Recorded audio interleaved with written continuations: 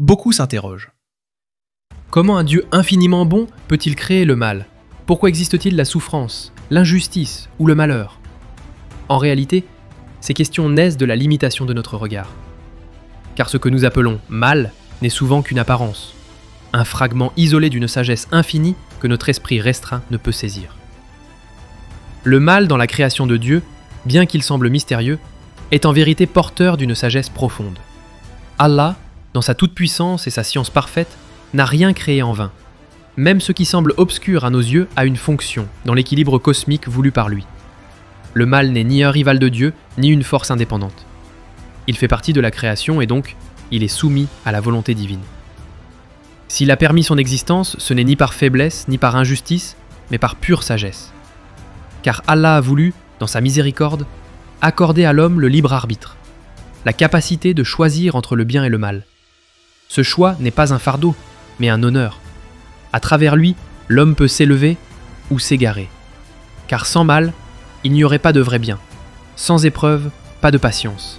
Sans tentation, pas de sincérité. Le mal devient ainsi un miroir, révélant à l'homme la vérité de son cœur. Le Coran nous enseigne: il se peut que vous détestiez une chose alors qu'elle est un bien pour vous, et il se peut que vous aimiez une chose alors qu'elle est un mal pour vous. Allah sait, tandis que vous ne savez pas. Sourate Al-Baqarah 2, 200 sans ariste. Dans sa réalité spirituelle, le mal est souvent un outil d'éducation divine. Il réveille le cœur, brise l'illusion de permanence et pousse l'âme à chercher l'éternel. Par la douleur, l'homme apprend la gratitude. Par la perte, il redécouvre la valeur du don. Par l'injustice, il aspire à la justice suprême d'Allah. Quand tout s'effondre, le croyant dit « Hasbunallah wa ni'ma al-wakil » Allah nous suffit et il est le meilleur garant. Et dans cet abandon confiant, l'âme touche la lumière. L'existence du mal est donc le théâtre du combat intérieur, la lutte contre les passions, le doute, le désespoir. Et c'est dans cette lutte que naissent les plus nobles vertus, piété, sincérité, patience. Ibn al-Qayyim disait « Allah éprouve ses serviteurs par le mal afin qu'ils atteignent, par l'endurance et la foi, les plus hauts degrés auprès de lui. » Le mal n'est pas un mur, mais un pont, une porte vers la sagesse, un appel à l'humilité et à la proximité divine.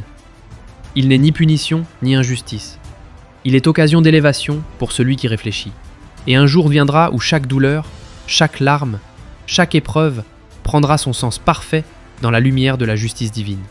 Ton Seigneur n'est jamais injuste envers les serviteurs.